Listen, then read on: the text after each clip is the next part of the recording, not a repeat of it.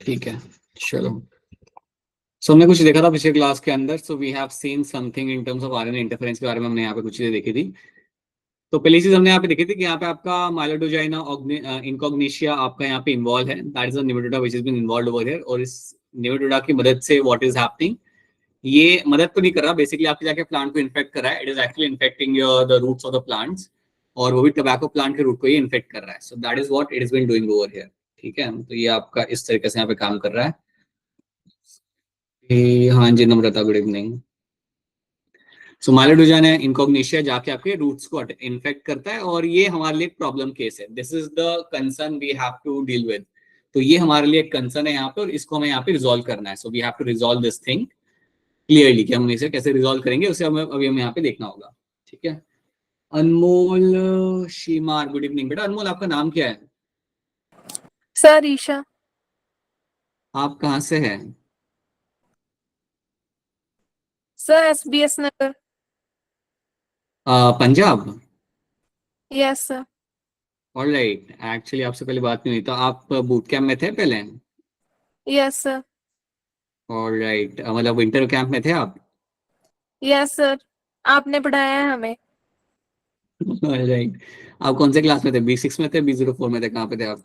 6 में थे। ठीक है, अपनी आईडी बता सकते हो बेटा? आप एक बार अपनी आईडी शेयर कर सकते हो आप? सर कौन सी वाली? वो आईडी ना जिससे आप टेस्ट देते हो, यस सर। मुझे एक बार शेयर कर देना। Okay sir. अभी सर अगर नहीं, कोई बात नहीं, अब अगर अभी नहीं है तो क्लास के बाद मुझे शेयर कर देना एक बार। ठीक है, ओके सर। ऑलराइट। ठीक है, so we have this Meloidogyne incognita is something that's nematoda, जो आपके यहाँ पे प्लांट को इन्फेक्ट कर रहा है, प्लांट को डैमेज कर रहा है, और टोबैको प्लांट को ही डैमेज कर रहा है। हमने यहाँ पे क्या सीखा था? हमने बात की थी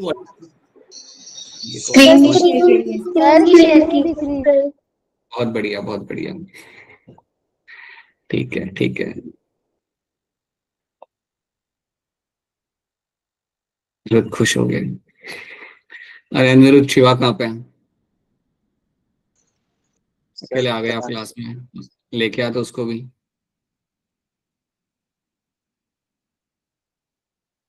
राइट, चलो। अब दिख रही है मेरी स्क्रीन यहाँ पे? अभी नहीं दिख रही? अब दिख रही है। So we have done this Meloidogyne incognita वाली स्टोरी हमने स्टार्टिंग की देखी थी, कि ये मेरा निमेटोड है जो मेरे प्लांट को इन्फेक्ट कर रहा है, रूट्स को इन्फेक्ट कर रहा है, उसे वो डैमेज कर रहा है, टोबैको प्लांट को। हमें इसका सोल्यूशन निकालना है। सोल्यूशन इसका यहाँ पे क्या निकलेगा? आरएनए इंटरफेरेंस के थ्रू। क्या होता है आरएनए इंटरफेरेंस, इसको हम यहाँ पे समझते हैं। तो जनरली आरएनए इंटरफेरेंस की अगर हम एक आउटर अंडरस्टैंडिंग अगर हम यहाँ पे ले, एक ब्रॉड इसके अंडरस्टैंडिंग अगर हम यहाँ पे ले, यहाँ पे तो इसमें क्या होता है, you have a double standard RNA, ये यहाँ पे इन्वॉल्व होगा। So there is a formation of a double standard RNA. अब आप जानते हो कि आपका आरएनए नॉर्मली होता है आपका single standard, but RNA interference जब आप सीखोगे तो उसके अंदर आपका डबल स्टैंडर्ड आरएनए आपका यहाँ पे इन्वॉल्व होता है। ओके, हम देखते हैं ये कैसे बनता है, क्या है, विल सी दैट। बट आपका अगर डबल स्टैंडर्ड आरएनए अगर आपका बनता है सेल के अंदर, तो ये कुछ ना कुछ तो प्रॉब्लम क्रिएट करेगा। This is the RNA molecule जो जाके काफी कुछ कर सकता है। सो ये जो डबल स्टैंड आरएनए मॉलिक्यूल है, ये जाके टारगेट करता है स्पेसिफिक एमआरएनए को। तो ये जाके एक स्पेसिफिक एमआरएनए को जाके टारगेट करेगा। अगर मैं कह रहा हूं कि टारगेट करेगा एक स्पेसिफिक एमआरएनए को, तो समझो ये जाके एक एमआरएनए को जाके खत्म करेगा। It will go and cleave one of the mRNA. So अगर डबल स्टैंडर्ड आरएनए अगर आपके पास है यहाँ पे, so it can actually go and cleave और कट द एमआरएनए, एक स्पेसिफिक एमआरएनए को जाइए खत्म कर सकता है। तो आरएनए इंटरफेरेंस में आप इतना याद रखो सबसे पहले कि इस स्टोरी के अंदर हमारा डबल स्टैंडर्ड आरएनए कभी ना कभी बनेगा, और वो जाके एक स्पेसिफिक एमआरएनए को जाके वो खत्म कर सकता है। अब आपको राइट हैंड साइड पे मैंने आपको एक जनरल स्टोरी लाइन बता के रखी हुई है, जो आप जानते हो क्या होती है। डीएनए में से आपका बनता है एमआरएनए, और एमआरएनए में से आपका बनता है प्रोटीन। ये चीज आपको होते हुए वहां पे मिलती है। अब आपको यहाँ पे याद ही रखना है कि जब आपका नॉर्मली आपका ऐसे प्रोटीन बनता है, so that is something you find happening in all the cell. इस तरीके से आपका प्रोटीन बनेगा। आप सोचो कि ये जो प्रोटीन यहाँ पे बन रहा है, ये आपके लिए बहुत इंपॉर्टेंट है, या सेल के लिए एक सुपर इंपॉर्टेंट प्रोटीन है, राइट? या कोई एनिमल है, उसके लिए प्रोटीन बहुत ज्यादा इंपॉर्टेंट है, उसके बॉडी के अंदर ये बन रहा है। तो अब आप सोचो कि अगर इस प्रोटीन को बनाने वाला एमआरएनए, उसको जाके अगर मैं खत्म कर दूं, using my double stranded RNA, अगर ये जाके उस एमआरएनए को ही खत्म कर दे जो मेरा प्रोटीन यहाँ पे बना रहा था, if it goes and kills the mRNA जो मेरा यहाँ पे प्रोटीन बना रहा था, तो उसके वजह से क्या होगा, अल्टीमेटली मेरा प्रोटीन भी यहाँ पे बन नहीं पाएगा। अगर मेरा एमआरएनए यहाँ पे खत्म हो गया तो मेरा प्रोटीन भी यहाँ पे बन नहीं पाएगा। और क्योंकि मैंने आपको बोला था कि इमेजिन करो कि मेरा प्रोटीन बहुत इंपॉर्टेंट है सेल के लिए, अगर ये प्रोटीन बन नहीं रहा तो सिंपल सी बात है, मेरा सेल भी वहां पे सर्वाइव नहीं कर पाएगा और शायद मेरा वहां पे एनिमल भी सर्वाइव ना कर पाए। तो ये बात आप याद रखना कि यहाँ पे इस कहानी के अंदर हम हमारा डबल स्ट्रैंडेड आरएनए इस्तेमाल करके एक स्पेसिफिक एमआरएनए को खत्म करेंगे, क्योंकि अगर एक में स्पेसिफिक एमआरएनए को अगर मैं खत्म कर रहा हूं तो अल्टीमेटली एक प्रोटीन भी यहाँ पे बनना बंद हो जाएगा और इसी तरीके से हम इस टबैको प्लांट को बचाएंगे। ये जो टबैको का जो यहाँ पे प्लांट है इसको बचाने के लिए हमें ये करना पड़ेगा। So we have to do this thing, right. तो क्या आपको आउटलाइन कहानी यहाँ पे समझ आ रही है? Is the outline story clear to all of you?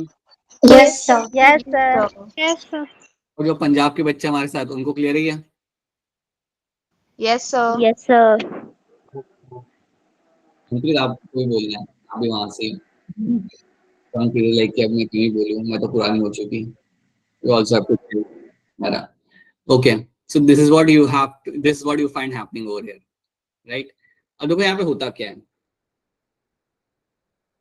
What do you get to see here is, see अब एक सिंपल कहानी आप याद रखना।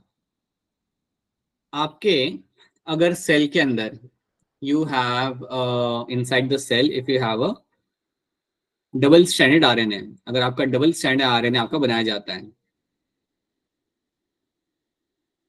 तो डबल स्ट्रैंडेड आरएनए आपको बना के देगा एक स्पेसिफिक टाइप का आरएनए जिसको हम कहते हैं यहाँ पे एज अ siRNA, जिसको हम कहते हैं यहाँ पे एज अ siRNA। अब सवाल यहाँ पे आता है कि डबल स्ट्रैंडेड आरएनए अगर आपके सेल के अंदर बन रहा है तो उसमें से ऐसा आरएनए कैसे बनेगा? तो इसको बनाने के लिए हमारा यहाँ पे एक प्रोटीन यहाँ पे इन्वॉल्व होता है, उस प्रोटीन का यहाँ पे नाम होता है dicer. So there is one protein which is involve over here जिसका नाम होता है आपका यहाँ पे डाइसर। अब याद रखना ये सारी चीजें आपके एनसाइड में मेंशन नहीं की हुई, लेकिन आपको ये मालूम होनी चाहिए। अगर आपका कभी डबल स्ट्रैंडेड आरएनए बनता है, if you are forming some kind of double stranded RNA अगर आपका बन जाता है तो उस डबल स्ट्रैंडेड आरएनए से हम बनाते हैं हमारे यहाँ पे siRNA, उसमें से हम बनाते हैं हमारे यहाँ पे एक siRNA। और वो siRNA बनाने के लिए कौन यहाँ पे इन्वॉल्व हो रहा है? There is involvement of a dicer protein. Dicer protein की मदद से, हाँ जी, मेरे यहाँ पे siRNA या स्मॉल इंटरफेयरिंग आरएनए जिसे हम यहाँ पे कहते हैं, वो आपका यहाँ पे बन के रेडी हो जाता है। अब जैसे मेरा स्मॉल इंटरफेयरिंग आरएनए यहाँ पे बन के रेडी हो गया, इसके साथ जाके कंबाइन करेगा एक प्रोटीन। तो जैसे मेरा ये siRNA वाला रेडी हो जाता है ना, तो इसके साथ जाके कंबाइन करेगा एक प्रोटीन और उस प्रोटीन का यहाँ पे नाम होता है एरिग्नॉन्ट, लेकिन उसका नाम आपको याद नहीं रखना है, आप इतना रखना that is a protein which is involve over here. एक यहाँ पे आपका प्रोटीन इन्वॉल्व है और ये प्रोटीन जाके मेरा कंबाइन करेगा siRNA के साथ। सो आपका डबल स्ट्रैंडेड आरएनए में से आपका बना siRNA और उस siRNA के साथ जाके मेरा अटैच हुआ मेरे यहाँ पे प्रोटीन। ये siRNA का इवन यहाँ पे आपका नाम होगा small interfering RNA. It is called as my small interfering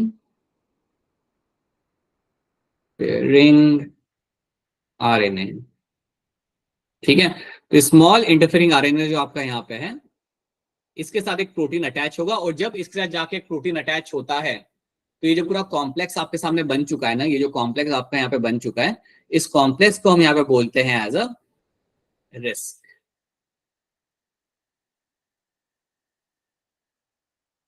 RISC. This complex over here is called as my RISC risk. This stands for my RNA induced silencing complex. Silencing complex. So RNA induced silencing complex is called as my risk. तो जैसे मेरे यहाँ पे risk बन गया, जैसे मेरे यहाँ पे रिस्क रेडी हो चुका है, अब ये रिस्क क्या करेगा? अब ये रिस्क उस एमआरएनए को जाके खत्म करेगा जो आपका डीएनए में से बन के आ रहा है। सो जैसे आपका यहाँ पे रिस्क आपका रेडी हो चुका है, अब ये रिस्क क्या करेगा? आपका जो डीएनए मॉलिक्यूल है, मॉलिक्यूल आपका जो यहाँ पे होगा डीएनए में से आपको बनेगा एमआरएनए, और ये एमआरएनए का आपको बन के आएगा, ये आरएनए आगे बढ़ा नहीं पाएगा। सर वॉइस आपकी मेरी वॉइस वॉइस लैग लैग कर रही कर है। रही है। अच्छा अच्छा, यस सर, यस हो सर। सकता है बेटा, हो सकता है नॉर्मली नेटवर्क का इशू तो आता नहीं है यहाँ पे, बट हो सकता है। ऑलराइट बेटा, अब मेरी आवाज क्लियर आ रही है नहीं आ रही? यस सर, अब ठीक है, थोड़ा सा रिपीट कर दो। वापस बोलना तो फिर क्या कह रहे हो आप? अब आपकी आवाज मुझे नहीं आ रही। थोड़ा सा रिपीट कर दो, थोड़ा सा। हाँ रिपीट तो कर देंगे हम लोग, उसका तो कोई मसला नहीं है। देखो, डबल स्टैंडर्ड आरएन में से आप बनाते हो अपना स्मॉल इंटरफेरिंग आरएन है, और ये बनाने के लिए हमारे यहाँ पे डायसर हम इस्तेमाल करते हैं। जब आपका स्मॉल इंटरफेरिंग आरएनए बन गया, ऐसा आरएनए आपका बन चुका है, तो इसके साथ जाके एक प्रोटीन अटैच होगा। इसके साथ एक प्रोटीन अटैच होगा और उससे बनेगा आपका यहाँ पे कॉम्प्लेक्स, जिसका यहाँ पे नाम होगा रिस्क, RISC। इसको हम कहते हैं यहाँ पे as RNA induce silencing complex. अब ये जो कॉम्प्लेक्स होता है, ये जाके टारगेट करता है आपके स्पेसिफिक एमआरएनए को, ये जाके आपके स्पेसिफिक एमआरएनए को जाके टारगेट करेगा, और उससे क्या होगा, आपके एमआरएनए की वहां पे डेथ हो जाएगी। अगर आपका एमआरएनए की वहां पे डेथ हो गई, तो उसमें से हम प्रोटीन यहाँ पे बना नहीं पाएंगे। So we won't be able to make a protein over here. ये कहानी है, बड़ी सिंपल सी कहानी है, इतनी बातें आपको याद रखनी है। ये एनसाइड में मेंशन नहीं है, बट आपको ये मालूम होना चाहिए। So do know that this is how your RNA interference is going to work. अब सवाल यहाँ पे ये आता है कि ये जो डबल स्टैंडर्ड आरएनए बन रहा है, ये सब हमने सीख लिया, हम हमारे निमेटोडा को यहाँ पे कैसे मारें? द क्वेश्चन इज कि मेरे जो प्लांट के अंदर निमेटोडा जाके बैठा है और जो वहां पे ग्रो कर रहा है हैप्पीली, उसको मैं वहां पे कैसे खत्म करूं? तो पहले पता है हमें क्या करना पड़ेगा? हमें हमारे प्लांट के अंदर, जो हमारा जो टोबैको प्लांट है, अरे क्या हो गया, और पीछे आ गए हम लोग। हमारा जो टोबैको प्लांट है यहाँ पे, इस टोबैको प्लांट के अंदर मुझे डालना पड़ेगा एक स्पेसिफिक जीन। इस टोबैको प्लांट के अंदर मुझे एक स्पेसिफिक जीन डालना पड़ेगा। ये वो जीन होगा जो बना के देगा आपको डबल स्टैंडर्ड आरएनए। तो पहले मेरी बात समझो, यहाँ पे हमें इस टोबैको प्लांट के अंदर एक जीन डालना पड़ेगा, and that gene is going to give us the double standard RNA. तो चलिए हम एक चीज को हम यहाँ पे समझते हैं। सी,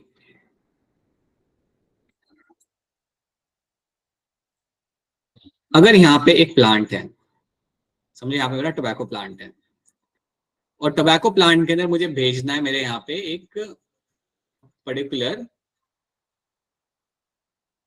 जीन को, अगर मुझे वहां पे पहुंचाना है, समझो ये टोबैको प्लांट के अंदर मुझे एक स्पेसिफिक जीन को पहुंचाना है, तो मुझे ये बताओ कि अगर टोबैको प्लांट के अंदर मुझे एक जीन को पहुंचाना है, तो मैं नॉर्मली एक कौन से बैक्टीरिया की यहाँ पे मदद लूंगा जो ये सब करने में आपकी हेल्प कर सकता है? E coli. अरे नहीं, सैल्मोनेला टाइफाइड। अरे नहीं, ये देखो Salmonella typhoid, agrobacterium. Yes sir, भूल गए क्या? यस सर, एग्रोबैक्टीरियम टुमिनिफिशियन याद आ रहा है आपको वहां पे? यस सर, जो डिजीज करता था, तो एग्रोबैक्टीरियम आपका एक बहुत बढ़िया आपका बैक्टीरिया है, जिसकी वजह से हम एक जीन को अंदर पहुंचा सकते हैं। याद करो, इसके अंदर ही आपको होता है टीआई प्लाज्मिड। Yes sir. बाकी लोग को याद आ रहा है नहीं आ रहा? UK, Himachal yes sir, and पूरा इंडिया से जितने भी बच्चे yes sir, yes sir, yes sir. तो you have a plasmid over here. और आप जानते थे कि प्लाज्मिड तो था आपका यहाँ पे, उस प्लाज्मिड का नाम क्या था? TI plasmid. That was my TI plasmid, उसको हम बोलते थे यहाँ पे टीआई प्लाज्मिड।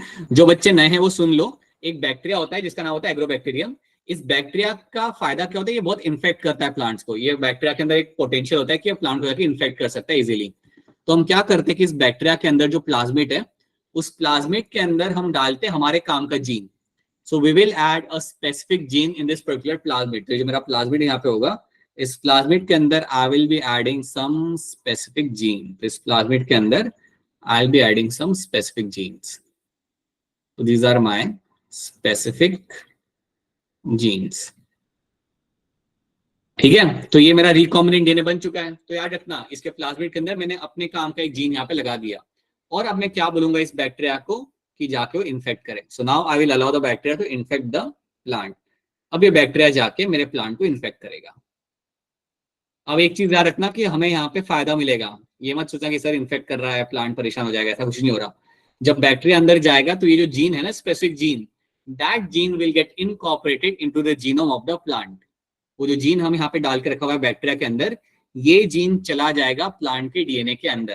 ठीक है, ये जीन प्लांट के डीएनए में चला जाएगा। तो समझो अगर प्लांट का डीएनए कुछ ऐसा है, यू हैव अ प्लांट का डीएनए यहाँ पे, राइट। समझो अगर ये मेरा प्लांट का डीएनए है, तो इस प्लांट के डीएनए के अंदर आपने जो जीन लगाना था वो आपका यहाँ पे जाके लग जाएगा। So your specific gene will get itself attached over here. So ये आप करना चाहते थे और ये आपका हो चुका है। सो आपका जो स्पेसिफिक जीन था आप अंदर यहाँ पे पहुंचा चुके हो। हाँ जी सर, आपकी आवाज, अरे मेरी आवाज नहीं आ रही क्या? नो सर, आ रही है। थोड़ा सा वेट करना, कभी कभी कल भी ऐसा कभी कभी हो सकता है, बट अभी आई थिंक फिलहाल आ रही है सबको। अब आ रही है मेरी आवाज पल भी या नहीं आ रही? अभी भी नहीं आ रही क्या? अरे अनम्यूट करके बोल सकते हो आप, यहाँ पे सब लोग अनम्यूट करके ही बोलते हैं। तो सुनाई नहीं दे रहा उसको। Yes sir. अच्छा हाँ, उसको सुनाई नहीं दे रहा होगा। उसका आवाज तो जान ही लिया आपने। पल भी आप एक काम कर सकते हो, आप लॉग आउट करके लॉग इन कर सकते हो एक बार। तो सुनाई नहीं देगा उसका, आप जो बोल अरे रहे तो थे। जस्ट ड्रॉप अ टेक्स्ट ना, सुनाई देगा कर रहे हो Monica, just drop the text over there and let her know that she can log out and she can log in again. Monica like anyone please drop her a text and tell her to log out and log in again quickly.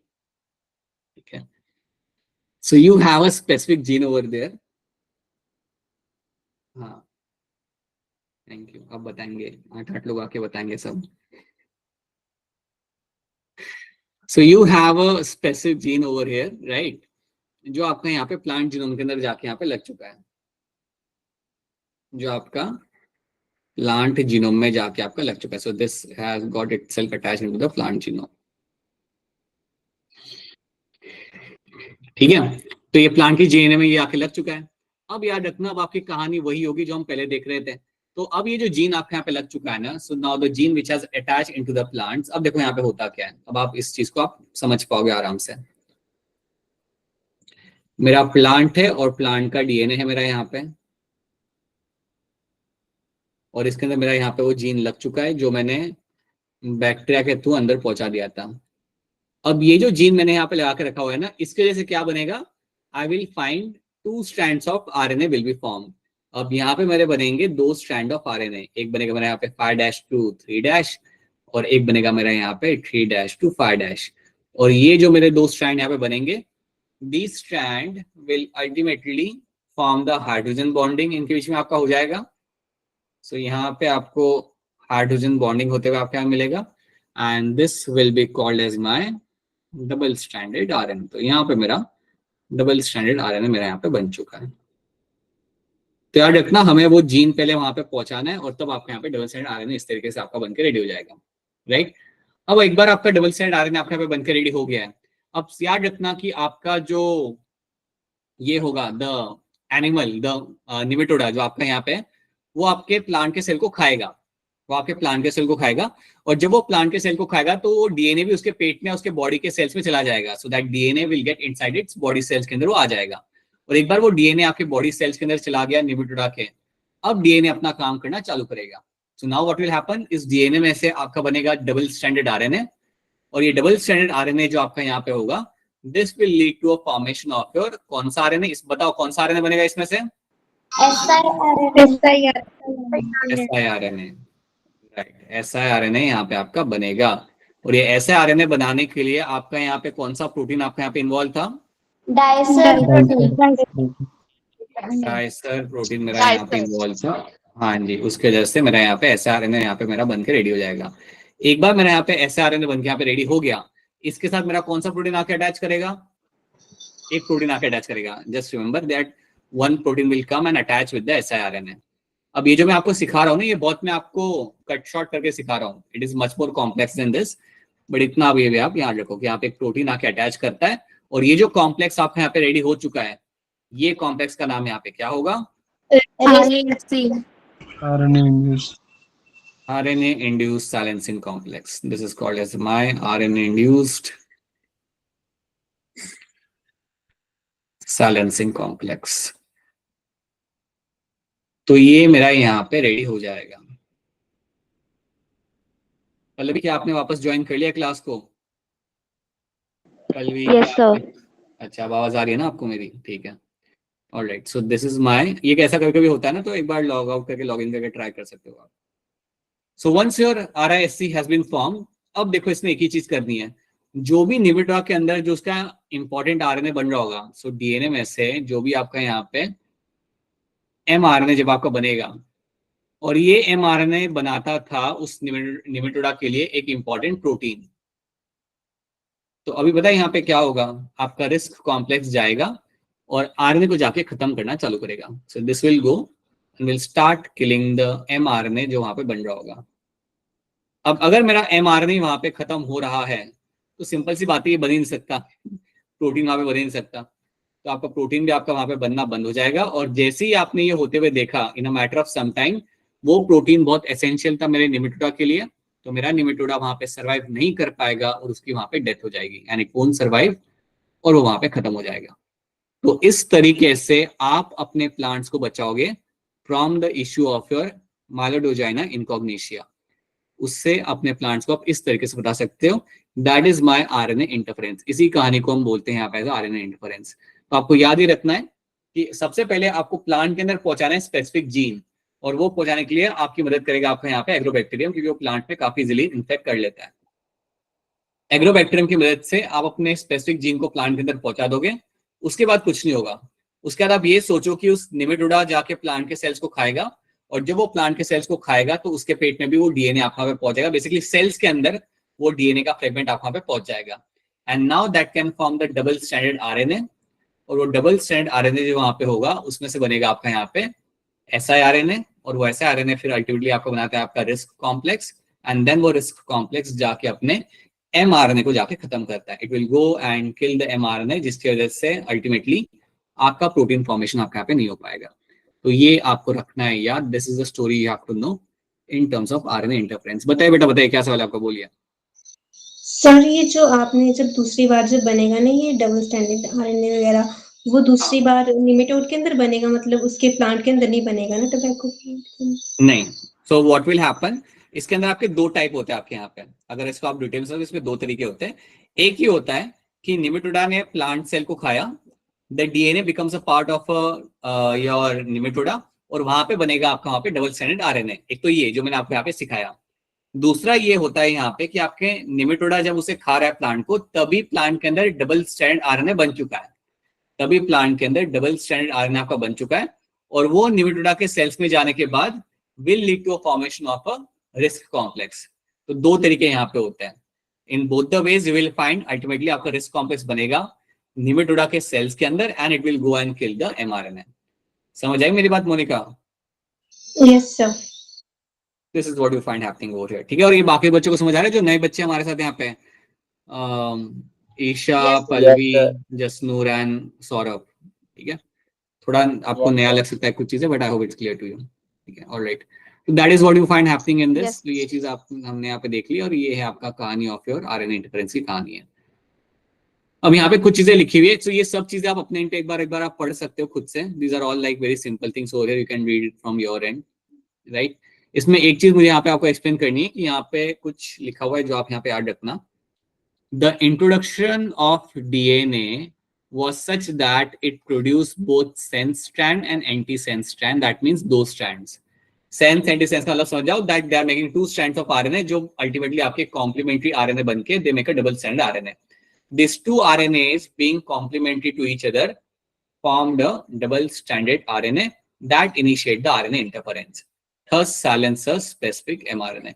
तो inside ने बहुत directly बोल दिया है कि ऐसे ऐसे करके काम करता है वो, और ऐसे ऐसे करके वो आप इनहिबिटर को मार डालेगा। That's what they have said, but आपको थोड़ा याद रखना है कि वो कैसे कर रहा है, ठीक है।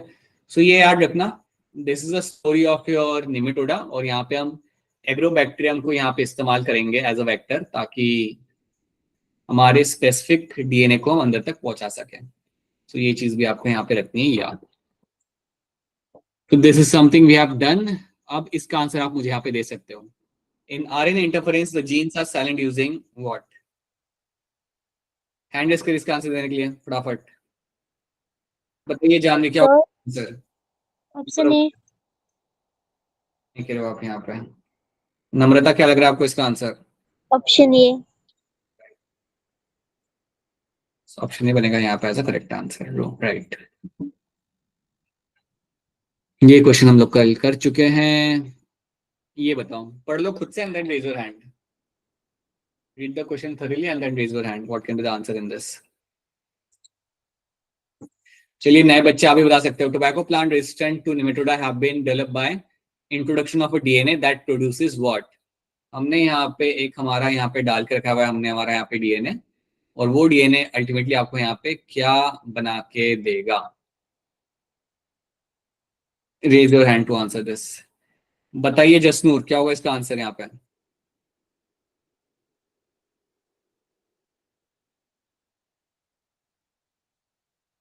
ऑलराइट, तमनप्रीत आप बताइए क्या होगा इसका आंसर यहाँ पे? Sir option A. Right, option A बनेगा यहाँ पे as a correct answer, because यहाँ पे आपके both sense and anti sense RNA आपके यहाँ पे बन के आ रहे हैं. So you are finding both sense and anti sense RNA आपके यहाँ बनेंगे, which will ultimately to formation of your double standard RNA आपका बन के आपका रेडी हो जाएगा. बोलिए बेटा बोलिए. तो मेरा हैंड रेज नहीं हो रहा. ये कौन है मोनिका, ये कौन है? अपूर्वा. क्या पूर्वा? कोई बात नहीं बेटा, कोई बात नहीं, ट्राई करते रहो. और you can also try logging out and log in. आप भी ट्राई कर सकते हो, लॉग इन आउट करके लॉग इन करो, शायद आपका हैंड रेज हो जाएगा. रानी चेक कर रही है कि उसका हो रहा है नहीं हो रहा. बहुत बढ़िया बेटा, बहुत बढ़िया. ऑलराइट, नाउ वो हमारा हो गया. Now let's start with a new topic, that is your genetically engineered insulin. अब हम यहाँ पे देखते हैं कि आपका इंसुलिन यहाँ पे कैसे बनाया जाता है. So we have seen the RNA interference and now let's understand आपका इंसुलिन यहाँ पे किस तरीके से बनाया जाएगा. ईशा आप भी हैंड रेज कर सकते हो, जब भी आपको कोई सवाल पूछना हो आप हैंड रेज कर सकते हो, आपको आंसर देना हो आप हैंड रेज कर सकते हो, कोई क्वेरी हो आप हैंड रेज कर सकते हो, या you can raise your hand always. ठीक है, चलो. एंड दिस गोज फॉर या ऑल ऑफ यू जो लोग नए हैं. चलिए now let's talk about my genetically engineered insulin के बारे में हम यहाँ पे बात करते हैं. तो सबसे पहले हम बात करते हैं कि आपके बॉडी में इंसुलिन बनता है. So you have your insulin which is getting formed, और ये जो इंसुलिन आपका बनता है आपकी बॉडी के अंदर, ये इंसुलिन करता क्या है? This insulin is a hormone, और जनरली इंसुलिन का काम होता है to maintain the blood sugar level, to maintain your blood sugar level, your blood sugar level. तो आपके ब्लड शुगर लेवल को ये मेंटेन करता है हमेशा. तो ये चीज आपको रखनी है यहाँ पे याद. मतलब जब आपने खाना खाया, आपने रोटी खाई, आपने चावल खाया, जो भी आपने खाया, उसके बाद आपके बॉडी में ग्लूकोज का लेवल बढ़ेगा, क्योंकि उसका डाइजेशन होता है ना आपके खाने का, तो ग्लूकोज का लेवल आपका तब बढ़ेगा. तो उस ग्लूकोज के लेवल को मेंटेन करने का काम होता है आपके इंसुलिन का. इंसुलिन बेसिकली क्या करता है, ग्लूकोज के लेवल को ब्लड में ज्यादा नहीं रखता, वो ग्लूकोज को पकड़ता है और ग्लूकोज को जो सेल्स होते हैं उनके अंदर वो भेजता है. तो ये बात प्लीज आप सबको मालूम होनी चाहिए पहले से कि इंसुलिन का काम ये होता है कि वो ब्लड शुगर लेवल को आपका हमेशा मेंटेन करेगा. दैट मीन्स कि अगर शुगर लेवल आपका बढ़ता है खाना खाने के बाद, तो शुगर मॉलिक्यूल को वो भेजता है सेल्स के अंदर. They are going to send the glucose molecule into the cell. That is what insulin is known for. ठीक है, ये मेरा इंसुलिन का यहाँ पे काम होता है. थोड़ा अगर आप याद करोगे अपना 11th स्टैंडर्ड, तो इंसुलिन आपका बन के आ रहा होता है फ्रॉम द पैंक्रियाज. अगर आपको याद होगा तो इंसुलिन आ रहा होता है पैंक्रियाज में से. सो पैंक्रियाज में से इंसुलिन आपके यहाँ पे आ रहा होता है. तो पैंक्रियाज के अंदर कुछ आपको यहाँ पे सेल्स मिल जाएंगे. दो cells are called as my beta cells, right. So you have some cells called as my beta cells, और बीटा सेल्स जो आपके वहां पे होते हैं वो आपको बना के देते हैं आपको यहाँ पे insulin. They will make the insulin over there. तो आई होप बेसिक रूल आपको पता चल चुका है आपका इंसुलिन का, वो आपके ब्लड शुगर लेवल को आपका हमेशा वहां पे करेगा मेंटेन. अब आपको यहाँ पे याद रखना है कि अगर इंसुलिन ना हो तो you know people suffer with diabetes. ये बात भी आप जानते हो कि कुछ लोग होते हैं जिनके अंदर या फिर इंसुलिन बन नहीं रहा होता, या फिर कुछ लोग होते हैं जिनके अंदर इंसुलिन बनता है लेकिन वो काम नहीं कर रहा होता. So let's try to see that. So you have a condition of your diabetes. अब डायबिटीज के अंदर आपको हमेशा यहाँ पे याद रखना है कि यहाँ पे आपको क्या मिलेगा होते हुए, दैट आपका you have a lack of insulin. Basically मैं यहाँ पे शॉर्ट में लिख सकता हूँ, यहाँ पे डिटेल में एक्सप्लेन नहीं कर रहा, but you will always have a lack of insulin in them. You will have a lack of insulin, या फिर इंसुलिन आपका काम नहीं कर रहा है, लेकिन काम नहीं कर रहा या फिर बन नहीं रहा. Any of the case can lead to condition of my diabetes. अब ऐसी कंडीशन को आप ट्रीट कैसे करते हो? How do you treat the condition, वो हम यहाँ पे समझते हैं। तो अगर किसी को डायबिटीज है आज की डेट में, तो आपने देखा होगा उसे इंसुलिन के शॉट दिए जाते हैं, उस पर्सन को इंसुलिन के शॉट्स आप देते हो। So you actually make your right insulin is been made in the lab. So lab में जो आपका इंसुलिन बनाया जाता है, सो लैब में जो भी आपका कमर्शियल इंसुलिन आपका बनाया जाएगा, उस इंसुलिन को आप देते हो person. This are been use as a they have been used as a shots, or rather you should say they have been used for the medicinal purposes के लिए। They have been used for treatment of diabetes।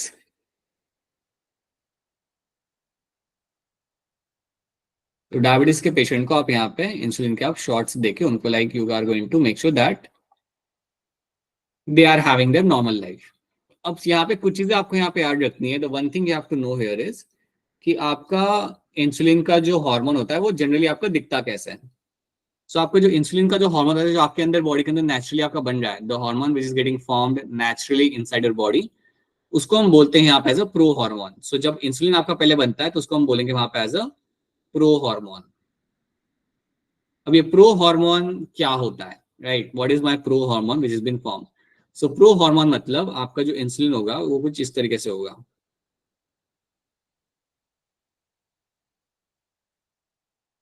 It will have A chain, it will have a B chain, और ये जो white colour का stand आपको यहाँ पे दिख रहा है, दिस व्हाइट कलर का स्टैंड जो आपको यहाँ पे दिखता है व्हाइट वाला, this is called as my C peptide. इसको मैं बोलूंगा यहाँ पे एज अ सी पेप्टाइड। ये है मेरा यहाँ पे प्रो इंसुलिन। तो जब आपके बॉडी के अंदर इंसुलिन बनाया जाता है तो उसको हम बोलते हैं यहाँ पे एज अ प्रो इंसुलिन। और प्रो इंसुलिन में आपको क्या मिलेगा, ए पेप्टाइड, या ए पेप्टाइड मतलब एक चेन होती है प्रोटीन की, या ए पेप्टाइड, या बी पेप्टाइड, ए पेप्टाइड, बी पेप्टाइड, और बीच में लगा होता है आपका सी पेप्टाइड। अब आपको यहाँ पे याद ही रखना है कि सी पेप्टाइड आपके कोई काम का नहीं है। सी, ये जो सी वाले व्हाइट कलर की जो आपकी चेन है ना, यहाँ पे जो व्हाइट कलर की जो प्रोटीन की चेन है, वो प्रोटीन की चेन आपके काम की नहीं है, उसको आपको निकालना है। सो जो मेरा प्रो हार्मोन यहाँ पे है, it will undergo processing. So my pro hormone will undergo processing. तो जब मेरा प्रो हार्मोन का यहाँ पे प्रोसेसिंग होगा, so it will undergo processing. Processing मतलब इस प्रोटीन के अंदर हम करेंगे कुछ चेंजेस। तो जब मैं इस प्रोटीन के अंदर कोई चेंजेस करूंगा, तो चेंजेस में मैं क्या करता हूँ, सी पेप्टाइड को निकाल के फेंक देता हूँ। बेसिकली प्रो हार्मोन में जो आपका सी पेप्टाइड लगा हुआ है, इसको हम निकाल के फेंक देंगे। सिंपल सी बात है, हमारे काम का नहीं होता।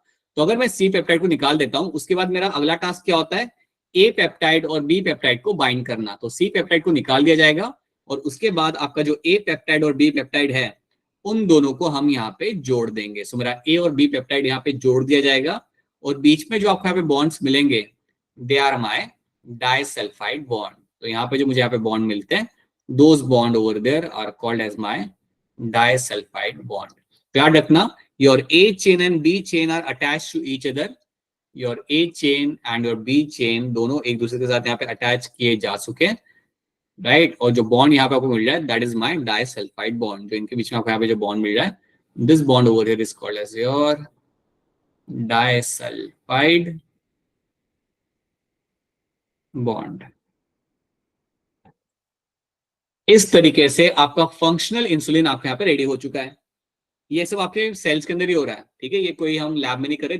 This is a story I am telling, जो आपके सेल्स के अंदर। सो now you have the formation of a functional insulin. तो आपका यहाँ पे फंक्शनल इंसुलिन आपका यहाँ पे रेडी हो चुका है।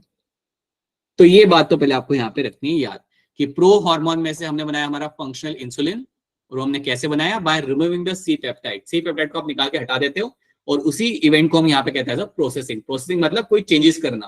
तो हमने यहाँ पे कुछ चेंजेस किया और मेरा यहाँ पे फंक्शनल इंसुलिन या फंक्शनल हार्मोन मेरा यहाँ पे रेडी हो चुका है। तो याद रखना, this is a event which is happening inside your cells. आपके बीटा सेल्स के अंदर ही आपका ये सब होता है और फिर ये इंसुलिन जाके अपना काम करना वहां पे चालू करेगा। क्या ये बात आप सबको समझ आ रही है? Is this thing clear to all of you? Yes, sir. Yes, sir. Yes, sir. तो ये वाली कहानी पहले आपको यहाँ पे रखनी है. This is one of the story which you have to know over here, right? अब सवाल यहाँ पे ये आता है कि हम कमर्शियली इंसुलिन कैसे बना सकते हैं. बताइए महेश, बताइए, बोलिए. सर प्रो हार्मोन कैसे बनाया? वो तो अपने आप बना. वो तो जैसे pro hormone is nothing but a protein. ये आपके सेल्स के अंदर अपने आप बना. कैसे बना? मतलब आपका डीएनए में से बनेगा एमआरएनए, एमआरएनए से बनेगा आपके यहाँ पे protein, and that is how the pro hormone is been form. तुम बस ये सोच लो महेश कि आपका जब प्रो हार्मोन बना, that is nothing but a protein है. ये प्रोटीन ही है बेसिकली.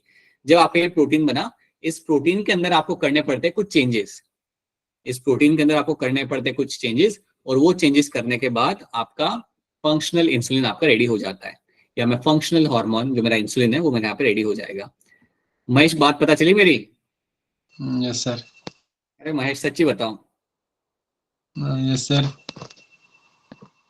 अभी भी सच फील नहीं हो रहा? नहीं मुझे हो रहा है बेटा, नहीं बच्चों को. नहीं नहीं, ठीक है. So will have your DNA. याद रखना, प्रोटीन तो ऐसे ही बनता है ना आपका. डीएनए में से आप बनाते हो अपने एमआरएनए, और वो एमआरएनए से आप बनाते हो अपने यहाँ पे प्रोटीन. इसी तरीके से बनेगा आपका पहला प्रो हार्मोन, इसी तरीके से बनेगा आपका प्रोटीन. फिर उसमें हम करते हैं changes, and then it becomes a functional protein. ठीक है. बाकी पंजाब के बच्चे, आप सबको समझ आ रहा है? जसनूर एंड ईशा, पल्लवी एंड सौरभ, क्या आपको ये चीज समझ आ रही है? Yes, sir. ठीक है. एंड Yes, sir. Tamanpreet. Yes, sir. कहते हैं. Right. So this is what you have to remember in this. ठीक है. बाय द वे, जो लोग, I think now all of you know this, that all 4 of you, 5 of you have been a part of a boot camp, and आप सब लोगों ने एक दूसरे को कभी ना कभी देखा होगा. तमनप्रीत, आप ईशा को जानते हो? सर मेरे को किसी के बारे में पता नहीं है.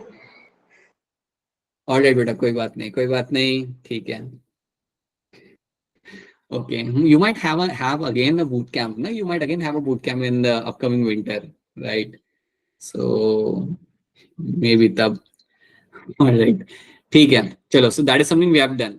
So that is what how you find happening inside the body. अब हमें देखो क्या करना है. हमें कमर्शियली इंसुलिन बनाना है हमारे लैब के अंदर. तो अगर मुझे रिकॉम्बिनेंट डीएनए टेक्नोलॉजी यूज करके, अगर मुझे यूज करनी मेरे यहाँ पे रिकॉम्बिनेंट डीएनए टेक्नोलॉजी, तो मैं कैसे इंसुलिन बना सकता हूँ? सो रिकॉम्बिनेंट डीएनए टेक्नोलॉजी का इस्तेमाल करके how I can make insulin in the lab. तो इसका इस्तेमाल करके मुझे बनाना है insulin using this technology. I have to make insulin in the lab. I have to make insulin in the laboratory. तो ये मैं कैसे कर सकता हूं? तो this has to be made in my laboratory. तो इसको हम कैसे करेंगे यहाँ पे? अब इसको यहाँ पे आप, सिंपल है, ध्यान से सुनो. आप जानते हो यहाँ पे कि आपका यहाँ पे जो पेप्टाइड है जो आपके काम का नहीं है, वो कौन सा है? आपका C peptide. So you know that कि सी पेप्टाइड मेरा यहाँ पे काम का नहीं है.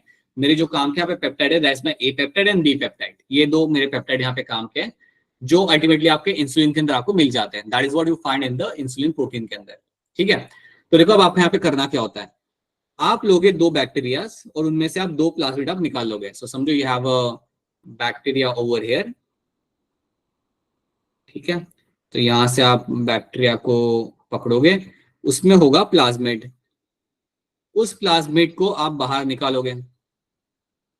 इस प्लाज्मिड को बाहर निकालने के बाद इसके अंदर डालोगे आप अपना ए पेप्टाइड वाला जीन. तो समझो ये मेरा जीन है, मेरा यहाँ पे I have a gene over here, and this gene is going to code for the A peptide. तो मेरे यहाँ पे जो जीन है, this gene is going to code for my A peptide.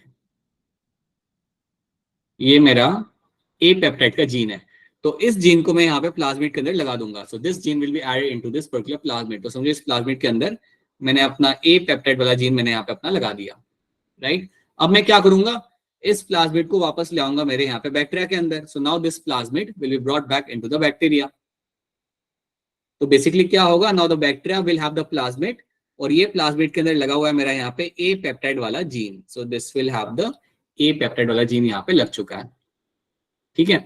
Similarly मैं एक और bacteria पकड़ूंगा.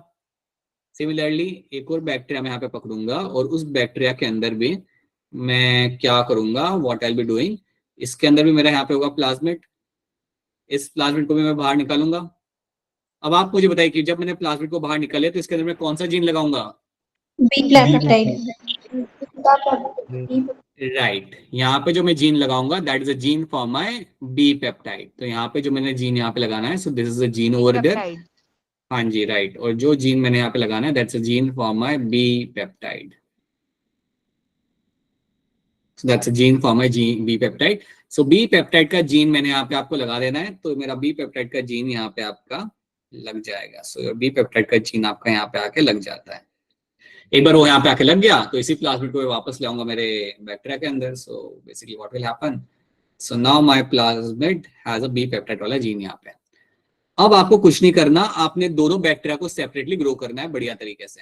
So now you have to do nothing, you have to grow this bacteria separately एक बायो रिएक्टर के अंदर। क्योंकि अब आप समझ सकते हो कि अगर मेरे दोनों बैक्टीरिया सेपरेटली ग्रो करेंगे तो ऊपर वाले बैक्टीरिया में से मुझे मिलेगा मेरे यहाँ पे ए वाला पेप्टाइड। सो ऊपर वाले बैक्टीरिया में से मुझे मिलेगा मेरे यहाँ पे ए वाला प्रोटीन मेरा बनके यहाँ पे निकलेगा। सर और जो आवाज मेरा, नहीं आ रही है। मेरी आवाज नहीं आ रही क्या? अच्छा आ रही है सर। अच्छा, बेटा जिसको अभी मेरी आवाज नहीं आ रही थी, एक बार ऐसा कभी हो जाए ना बीच बीच में, नेटवर्क का इशू कई बार हो सकता है आपके एंड पे भी, तो ऐसा हो ना तो आप लॉग आउट करके लॉग इन कर सकते हो एक बार, तो आपका वो इशू फिक्स हो जाएगा। या फिर कई बार अपनी पोजीशन चेंज करके देखो, sometime you can change your position. I think Himachal वाले बच्चों के लिए काम करता था काफी बार, that when they used to change the position तो उनका नेटवर्क फिर थोड़ा सा उनका लाइक स्टेबल होता था। Monica, that used to work for you ना, this changing of position? Sir नहीं, मेरे तो how used to resolve this जब आपका ये नेटवर्क का इशू आता था मोनिका? हॉटस्पॉट ले लेती थी किसी और से। So you can generally you change the position as well and that at times works. तो वो भी आप करके देख सकते हैं, फिर लॉग आउट करके लॉग इन करो। नेटवर्क का इशू कई बार आ सकता है, दैट्स अंडरस्टैंडेबल, बट अच्छा ऐसा बता दिया करो बीच में तो हम लोग रुक जाएंगे, ठीक है? Alright, so now you have your A peptide आपके यहाँ पे बन चुका है and you have a formation of your B peptide as well. तो यहाँ पे आपका बी पेप्टाइड यहाँ पे बनेगा आपका यहाँ पे। तो ऐसे करके आप अपना ए पेप्टाइड और बी पेप्टाइड यहाँ पे अपना बना लोगे। अब आपका आखिरी स्टेप यहाँ पे क्या होगा? अब देखो, आपने लैब के अंदर अपने बैक्टीरिया ग्रो कर लिए, बेसिकली आपने अपने बायो रिएक्टर के अंदर ऐसे बैक्टीरिया आपने ग्रो कर लिए, ठीक है? अब आपको करना क्या है, ये जो प्रोटीन यहाँ पे बन रहा है, so this is my A protein, this over here is my A protein and this is my B protein, ये मेरा यहाँ पे रेडी हो चुका है। अब आप मुझे बताओ कि मेरा आखिरी स्टेप आपके हिसाब से यहाँ पे क्या होगा? जब मैं इन प्रोटीन को बाहर निकाल लूंगा दोनों को, तो निकालने के बाद मुझे क्या करना पड़ेगा? अटैच कर देंगे दोनों। अटैच कर देंगे, राइट, बिल्कुल सही। तो मैं यहाँ पे जब निकालता हूँ मेरे यहाँ पे ए वाले प्रोटीन को, ए पेप्टाइड को, इसको मैं अटैच करूंगा मेरे बी वाले प्रोटीन के साथ। That's the last thing I have to do. तो ये चीज आपको करनी पड़ती है लेबोरेटरी के अंदर, this is something you have to do like a manual, मतलब ये आपको इंडस्ट्री में आपको करना पड़ता है। और ए और बी के बीच में कौन सा बॉन्ड यहाँ पे आपको मिलेगा? Disulphide bond. इंडिकेशन मुझे यहाँ पे मिलेगा मेरा यहाँ पे डाइसल्फाइड बॉन्ड। सो डाइसल्फाइड बॉन्ड मुझे यहाँ पे मिल जाएगा और यही तो मैं चाहता था, यही तो मैं यहाँ पे चाहता था, right? And that is how I have made my insulin. और यहाँ पे मैं अपना यहाँ पे इंसुलिन बना चुका हूँ, जो मैंने बनाया है इंडस्ट्रियल स्केल के ऊपर। तो जब मेरा इंसुलिन यहाँ पे रेडी हो जाता है, so now this is a insulin which I can send in the market for commercial purpose के लिए मैं इसे सेल कर सकता हूँ। तो याद रखना है आपको कि इंसुलिन आप लैब में बना सकते हो, आप कमर्शियल स्केल पे बना सकते हो। आपको बस ध्यान ये रखना है कि आपको ए और बी जीन को अलग अलग सेपरेटली ग्रो करना है। ये मेन पॉइंट है यहाँ पे कि आप ए पेप्टाइड का जीन और बी पेप्टाइड के जीन दोनों को आप सेपरेटली ग्रो करोगे, क्योंकि आप जानते हो कि आप इसको एक साथ ग्रो नहीं कर सकते, बिकॉज यू नो दैट कि सी पेप्टाइड आपका वो काम का नहीं होता, इसलिए आप वो फ्रेगमेंट ऐसे निकालते हो जिससे आपका ए पेप्टाइड और बी पेप्टाइड आपका साथ में आपका अलग अलग, मतलब अलग अलग आपका यहाँ पे ग्रो करें। एक बार आपने ग्रो कर लिया, उस प्रोटीन को आप बाहर निकालो और उस प्रोटीन को आप वहां पे जोड़ दो। जैसे ही आपने उसे जोड़ दिया, आपका इंसुलिन आपके यहाँ पे रेडी हो चुका है। और ये इंसुलिन हमने लैब में बनाया है एंड इसको हम इस्तेमाल कर सकते हैं लोगों के ट्रीटमेंट के लिए। So I can use this to treat the condition of my diabetes. So जो भी आपके शॉट्स लिए जाते हैं डायबिटीज के, लोगों like people take the shots of diabetes के लिए जो इंसुलिन के शॉट लेते हैं, वो ऐसे ही आपका इंसुलिन लैब के अंदर बनाया जाता है। That's how the insulin is getting found in the lab. So I hope ये बात आप सबको यहाँ पे समझ आ रही है। This is a story of insulin which you all have to understand, ठीक है? आगे कुछ पिक्चर्स हैं, कुछ पिक्चर्स को हम आगे देख के थोड़ा और समझते हैं. So let's try to see some pictures over there which is going to help you to understand few things. चलो, तो यहाँ पे क्या हो रहा है. डायबिटीज आप लोग जानते हो, इट्स अ वेरी कॉमन बीमारी. अगर आप कुछ भी खा रहे हो देन यू विल फाइंड आपका इंसुलिन हार्मोन आएगा और वो ग्लूकोज को कंट्रोल करेगा. So insulin is a hormone that helps the glucose to get inside the body cells, जो मैंने आपको बोला था. तो पेंक्रियास के अंदर से आता है आपका इंसुलिन बीटा सेल्स में से, राइट. दौड़ दौड़ के आएगा इंसुलिन जैसे ही आप खाना खाना चालू करते हो, या खाना खाने के बाद तुरंत ही आपका इसका लेवल बढ़ जाएगा. Beta cell produce the insulin, जो मैंने आपको बोला था. अब देखो यहाँ पे आपका ग्लूकोज मॉलिक्यूल है. अगर आपका इंसुलिन नहीं होता तो ये ग्लूकोज मॉलिक्यूल आपके सेल के अंदर नहीं जा पाता. याद रखना, ये सारे सारे आपके ग्लूकोज मॉलिक्यूल है जिनको सेल के अंदर जाना चाहिए था, लेकिन you can see they are can not get inside the cell when you have no insulin. So no insulin produced by the pancreas, ये अंदर नहीं जा सकते. They can not enter inside the cell, right. Insulin injected to a person externally, तो आप insulin को externally आप inject करते हो. अब आप यहाँ पे एक और बात याद रखना कि पहले के टाइम पे इंसुलिन, अगर किसी को डायबिटीज होता था, आज से like 30 years back, 40 years back, जब किसी को डायबिटीज होता था तो पता है क्या किया जाता था. उनके अंदर इंसुलिन डाला जाता था फ्रॉम अदर एनिमल्स. आप पिग और काउ को स्लॉटर करके उनके पैंक्रियास में से इंसुलिन निकाल के आप ह्यूमंस के अंदर डालते थे. सो पिग्स एंड काउ को स्लॉटर करके वहां से आप इंसुलिन निकालते थे, and now that insulin was added into the people. तो ये किया जाता था पहले के टाइम पे. बट याद रखना कि वो टाइम पे जब ये किया जाता था कि आप दूसरे एनिमल में से इंसुलिन निकाल के ह्यूमंस में डाल रहे हो, तो कई बार काफी स्ट्रॉन्ग एलर्जिक रिएक्शंस आते थे, आ सकते हैं, क्योंकि एक दूसरे एनिमल में से आप इंसुलिन ला रहे हो. So that used to happen. वो कंसर्न आपका हमेशा से था. तो इसलिए इंसुलिन बनाना using a biotech, using a field of biotech was very important. ठीक है, यहाँ पे शॉट लिया जा रहा है इंसुलिन का. And what would a diabetic patient do if enough human insulin was not available. तो क्या करते थे वो लोग, काउज एंड पिग्स में से insulin was extracted from the pancreas of slotted kettles and pigs. लेकिन मैंने याद रखना आपको बोला है कि इनसे एलर्जिक रिएक्शन आया करते थे, cause allergic reaction in the human being. So इसलिए वो ज्यादा यूजफुल था नहीं, right. Now imagine if a bacterium were available that could make human insulin, suddenly the whole process become so simple. जो मैंने आपको बोला कि हम बैक्टीरिया पकड़ेंगे, बैक्टीरिया में हमारा जीन डालेंगे और हमारा वहां से फिर हमारा इंसुलिन बन के निकलेगा. So can insulin be given orally to a diabetic patient. क्या हम इंसुलिन किसी पेशेंट को ओरली दे सकते हैं? अगर मैं बोलूं कि नहीं, मेरे को इंजेक्शन, मैं ओरली इंसुलिन खा लूंगा, तो क्या ये मैं कर सकता हूँ, नहीं कर सकता? No sir. No sir. क्यों नहीं, टर्नपिट क्यों नहीं कर सकता मैं ऐसा? सर क्योंकि उसको हमने ब्लड में डालना है ना, तो कई चीज होती हैं जो सिर्फ इंजेक्शन के थ्रू ही दी जा सकती हैं, वो भी नहीं सकते. मैंने खा लिया, ब्लड में वैसे भी चले जाएगा ना बाद में, तो वो घूम फिर के चला जाएगा ब्लड के अंदर, आज नहीं तो कल. क्यों नहीं ले सकता मैं? बोलिए, बताइए बेटा, बताइए, बोलो, कोई तो बताओ. हाँ सिद्धरा, बताइए. Why I can take them orally? Sir recombinant DNA की टेक्नोलॉजी के बाद आपने क्या बताया सर? मेरी क्लास लीव हो गई थी. ओके, अच्छा, will get back to that thing later. पहले ये बताओ, इसका आंसर मुझे कोई बताओ कि क्यों हम ओरली इंसुलिन को नहीं ले सकते हैं. कोई तो सोचे और उसमें बताए. आरएनए हाँ बोलो. उसमें आरएनए प्रोसेसिंग नहीं आरएनए प्रोसेसिंग नहीं होगी? नहीं, ऐसा कुछ नहीं होता, वो तो है. लगा लगाया वो आपको मिल जाएगा सर आरएनए इसमें प्रोसेसिंग. पेप्टाइड बॉन्ड होते हैं इसलिए. नहीं, पेप्टाइड बॉन्ड का भी रिलेशन नहीं है इसमें यहाँ पे. और कुछ? डाइजेस्टिव एंजाइम के कारण. डाइजेस्टिव एंजाइम के कारण, राइट. सो क्योंकि हम यहाँ पे इंसुलिन लेंगे, तो इंसुलिन लेने के बाद यहाँ पे क्या होगा, इंसुलिन इज अ प्रोटीन, ये एक प्रोटीन है आपके यहाँ पे. तो अगर आप प्रोटीन को खाओगे तो उसका एंजाइम जो आपके पेट के अंदर है उसे डाइजेस्ट कर देंगे, तो वो तो वहां पे ब्रेक हो जाएगा. तो इसलिए हम इंसुलिन को ओरली नहीं ले सकते, याद रखना, क्योंकि ये एक प्रोटीन है. अगर इसे हम कंज्यूम करेंगे तो हमारे पेट के जो एंजाइम्स है वो इसे खत्म कर देंगे. They will break the insulin down, and that is why I can not like consume insulin orally. मुझे उसे ब्लड के अंदर ही लेना पड़ेगा. ठीक है.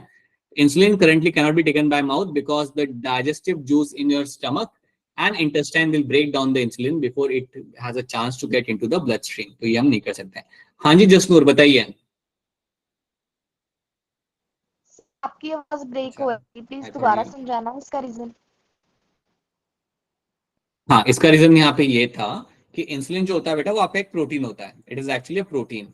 और जब आप इस प्रोटीन को आप कंज्यूम करते हो, कोई भी अगर आप चीज खा रहे हो, तो खाने के बाद क्या होगा, आपके स्टमक और इंटेस्टाइन के अंदर जो एंजाइम्स होते हैं वो उस चीज को डाइजेस्ट कर देंगे। चाहे आप किसी भी टाइप का प्रोटीन खाओ या कुछ भी खाओ तो उसे डाइजेस्ट कर दिया जाएगा। तो इंसुलिन को मैं ओरली नहीं ले सकता क्योंकि वो एक प्रोटीन है, और अगर वो पेट में गया तो पेट के एंजाइम उसे डाइजेस्ट कर देंगे, उसे तोड़ देंगे, और वो तो हमें नहीं चाहिए ना। हमें चाहिए कि इंसुलिन अपना काम करे ब्लड में रखे। सो that is why insulin is given in the blood stream. आप इसे ओरली कभी नहीं ले सकते क्योंकि इसको आपके एंजाइम्स खत्म कर देंगे। That is why you have to take the shot in the blood, क्योंकि एक बार ब्लड में आ गया तो उसका डाइजेस्टिव एंजाइम से कोई रिलेशन है नहीं, वो दूर है, ब्लड के अंदर आ चुका इंसुलिन, फिर वो अपना काम करना चालू करेगा and then it will go and ensure that कि आपका ग्लूकोज मॉलिक्यूल का लेवल मेंटेन हो जाए। अगर आपने कभी देखा होगा ना किसी को जिसको डायबिटीज होता है, वो खाना खाने के पहले इंसुलिन का शॉट लेता है, तो देखा किसी ने लेते हुए किसी को? Yes sir. Anyone else known as seen? Yes, sir. Sir No, देखा sir. है। क्या देखा है? देखो, right. So you will find that they take a shot, उनको शॉट लेना पड़ता है इंसुलिन का बिफोर हैविंग देयर डिनर और लंच। मैं तो Yes, sir, देखा है। सिर्फ देखा है ना, बहुत बढ़िया बहुत बढ़िया। कौन था ये? एल्जिया। सर रोज इंजेक्शन देना पड़ता है? रोज रोज, अरे रोज हर एक मील के पहले। मेडिसिन लेते हैं ना सर। Sir, medicine. क्या बेटा, इट डिपेंड्स कि आपका कितना सीवियर है। अगेन कुछ लोगों को तो इंसुलिन का शॉट ही लेना पड़ता है, they have to take insulin का shot and that is going to be important for them, right. Some people can control their diet in such a way कि उनका स्टार्च या शुगर ना बने, so they can still have a no, मतलब उनका maintain रहता है, but most people have to take, many people have to take a shot. So yes. Sir अगर मेडिसिन लेंगे तब भी वो मतलब उसके बिना पहले ब्रेकफास्ट से पहले डिपेंड करता है कि आपका कितना शुगर लेवल आपका रहता है जनरली, और आपका इंसुलिन का कंडीशन कैसा, मतलब डायबिटीज की आपकी कंडीशन कैसी है। कुछ लोगों का ऐसा रहता है कि they have a blood sugar level high रहता है एंड डॉक्टर रिकमेंड करता है to take the shot regularly. कुछ होते हैं जिनको बोला जाता है that they have to control their diet and they can still have a normal sugar level. So it depends from person to person, तो वो वेरी करता है। So you might come across people who are diabetic and they are not taking shot, you can have a condition like that, but कई सारे diabetic patient को insulin के shot लेने पड़ते हैं, राइट। सो देखो आपका प्रो इंसुलिन आपके यहाँ पे बन रेडी है। प्रो इंसुलिन में याद रखना यहाँ पर सी पेप्टाइड, और इस सी पेप्टाइड को निकालना हमारे लिए यहाँ पे होगा जरूरी। तो सी पेप्टाइड को आप निकालते हो and then you have your mature insulin आपके यहाँ पे रेडी हो जाता है। तो सी पेप्टाइड को निकाल दो and then you have your mature insulin आपके यहाँ पे रेडी है। ए चेन में आपके होते हैं 21 अमाइनो एसिड और बी चेन में आपके होते हैं यहाँ पे 30 अमाइनो एसिड। तो टोटल आपके यहाँ पे अमाइनो एसिड आपके यहाँ पे जाते हैं 51। सो ये भी आपको यहाँ पे रखना है याद। और सी पेप्टाइड का कोई काम का है नहीं, उसे याद मत रखो, वैसे वो आपके कोई काम का नहीं होता।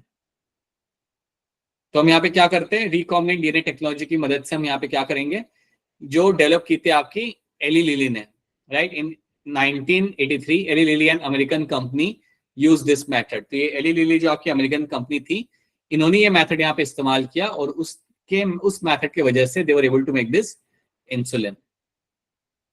हुमालॉग, Humalog is a name of the company जिन्होंने यहाँ पे इंसुलिन आपका, ह्यूमन इंसुलिन आपको बनाना चालू किया था, जिसको हम ह्यूमिलिन भी हम यहाँ पे कहते हैं। सो रिकॉम्बिनेंट डीएनए टेक्नोलॉजी में आप यहाँ पे क्या करते हो, बैक्टीरिया लिया, बैक्टीरिया में से आपने निकाला प्लाज्मिड, प्लाज्मिड के अंदर आपने डाला अपना ह्यूमन इंसुलिन का gene. So gene of interest from cell आपने यहाँ पे लगा दिया, जो हमने किया था वहां पे। अब इस प्लाज्मिड को आप वापस बैक्टीरिया में डालोगे और उसे आप ग्रो करोगे। आपको याद ये रखना है कि ए पेप्टाइड और बी पेप्टाइड हम सेपरेटली ग्रो करते हैं। That is one thing you all have to know, ठीक है। और इस तरीके से आप जीन बना सकते हो बहुत सारे, और जीन बनेगा तो प्रोटीन भी बनेगा। तो इस तरीके से आप अपना यहाँ पे ग्रो कर सकते हो। तो क्या जेनेटिकली इंजीनियर्ड इंसुलिन आप सबको समझ आ रहा है? Is the clear story clear to all of you? Yes, sir. Yes, Yes, sir. Yeah, Yes, this sir. question goes for all of you. हमारी पंजाब के नए बच्चे, Himachal, Uttarakhand, Haryana, right, and any other part of the country which are here, Namrata, Karnataka, right? How it's clear to all of you, ठीक है?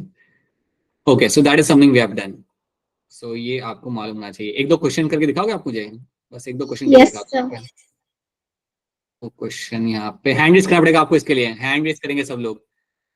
फटाफट hand raise करिए, फिर हम आगे बढ़ते हैं, एक और टॉपिक हमें सीखना है यहाँ पे। चलिए जल्दी हैंड रेस करिए। पल्लवी बताइए क्या होगा इसका आंसर।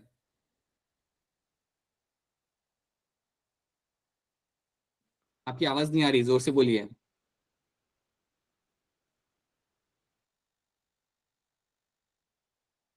ऑलराइट, आप चैट में भी आंसर लिख सकते हो बेटा, कोई बात नहीं।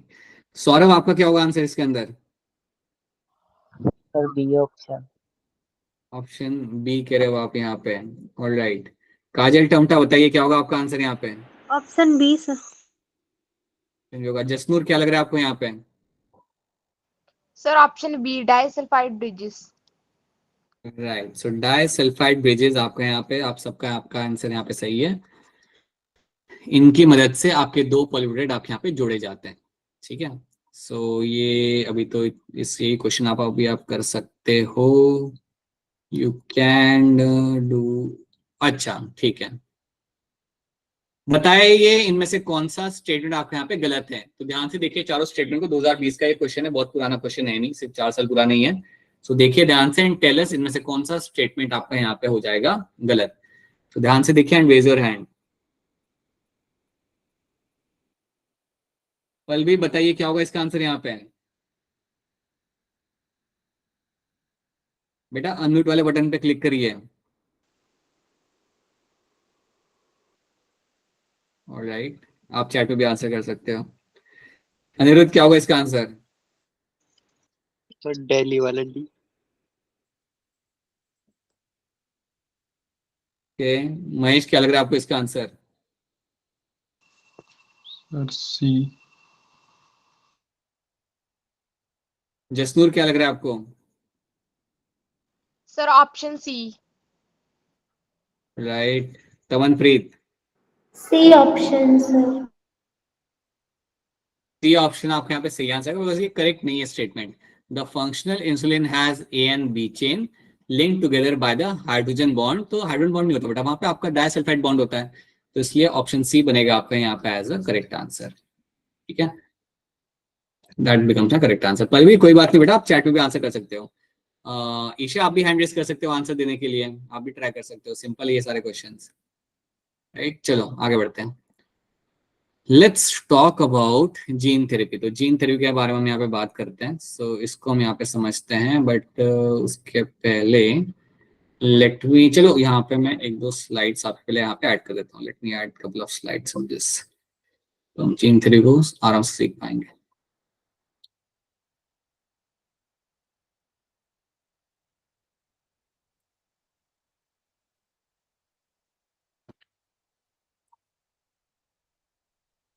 ऑलराइट, अब देखो एक बात यहाँ पे ध्यान से सुनो। आपका जनरली होता क्या है ना, कि जब हम जीन थेरेपी की बात करते हैं, ये टेक्निक हम तब इस्तेमाल करते हैं जब किसी को एक जेनेटिक डिसऑर्डर हो। सो अगर किसी पर्सन को कोई जेनेटिक डिसऑर्डर होता है, so there is going to be some kind of genetic disorder, तो उस कंडीशन के अंदर हमारे यहाँ पे हम जीन थेरेपी का इस्तेमाल किया जा सकता है। तो बेसिकली जीन थेरेपी आपको यहाँ पे क्या कहती है। जीन थेरेपी ये कहती है कि अगर कोई पर्सन है और उसके अंदर कोई जीन काम नहीं कर रहा, अगर मैं कहता हूँ कि एक पर्सन है उसके अंदर जेनेटिक डिसऑर्डर है, so that means like one of the gene is not functional, one of the gene is not functional। कोई तो जीन है जो आपको वहां पे काम नहीं कर रहा। अगर आपको कोई पर्टिकुलर जीन वहां पे आपका काम नहीं कर रहा, तो ये आप जानते हो कि इसको तो ऐसे ट्रीट करना बड़ा मुश्किल होता है। ऐसी कंडीशन को you can not treat such condition very easily, लेकिन यहाँ पे हम इस कंडीशन को हम ट्रीट कर सकते हैं यूजिंग द जीन थेरेपी।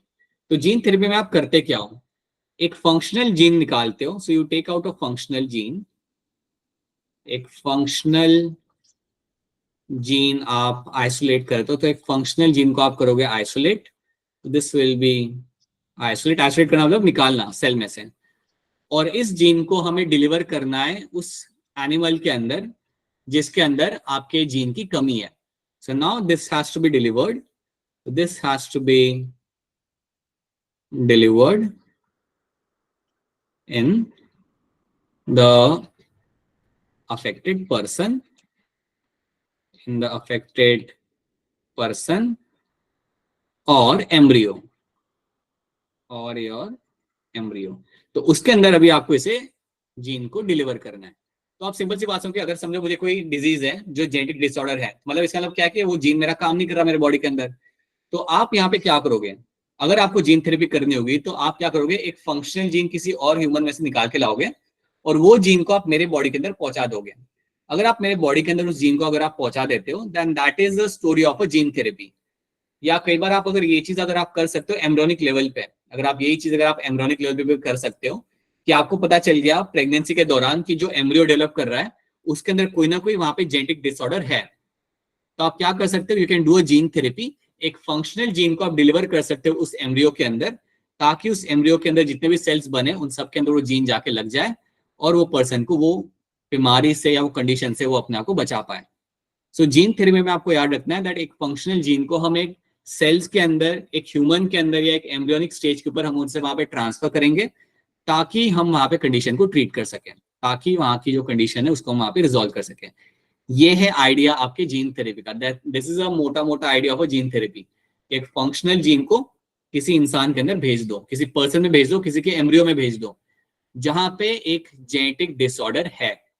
तो ये पहले आपको यहाँ पे याद रखना है। अब हम यहाँ पे समझते हैं एक जेनेटिक डिसऑर्डर को। Let's try to understand one genetic disorder. उसकी कहानी को हम समझते हैं जो एनसीईआरटी में मेंशन की हुई है लेकिन डिटेल में नहीं है, इसको हम थोड़ा सा यहाँ पे समझते हैं। सी होता क्या है, एक कंडीशन होती है जिसको हम कहते हैं ADA deficiency. There is a condition called as my ADA deficiency.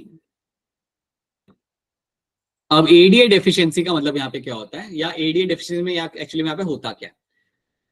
आपके बॉडी के अंदर एक एंजाइम बनता है, हम सबके अंदर एक बॉडी के अंदर एक एंजाइम बनता है, उस एंजाइम का नाम होता है एडेनोसाइन डीअमाइनेज। सो एडेनोसाइन डीअमाइनेज नाम का एक एंजाइम बनता है आपके बॉडी के अंदर। क्या आप सबको मेरी आवाज आ रही है? Yes yes sir. Sir. Yes sir. हाँ, सो एडेनोसाइन डीअमाइनेज का एक एंजाइम आपके बॉडी के अंदर बनता है, और अगर ये एंजाइम आपके बॉडी के अंदर ना बने because of a genetic defect, अगर आपका जीन काम नहीं कर रहा तो यहाँ पे एंजाइम बनेगा नहीं। This is actually enzyme. ये मेरा यहाँ पे एक एंजाइम है और ये एंजाइम मेरा बॉडी के अंदर बनेगा नहीं अगर मेरे बॉडी के अंदर वो जीन काम ना करें। सो एडीए डेफिशिएंसी के अंदर क्या होता है, there is the adenosine deaminase is getting not form, so it is not form. तो ये जो एंजाइम आपका यहाँ पे है ना, जिस एंजाइम की यहाँ पे बात कर रहा हूँ, इट इज नॉट प्रोड्यूस्ड। ये आपकी बॉडी नहीं बनाती, ये आपकी बॉडी कभी भी आपकी बना नहीं सकती। याद रखना, एडेनोसाइन डीअमाइनेज डेफिशिएंसी के अंदर ADA deficiency means this enzyme is getting not produced. अब अगर मेरा ये एंजाइम बन नहीं रहा है तो क्या दिक्कत आ सकती है?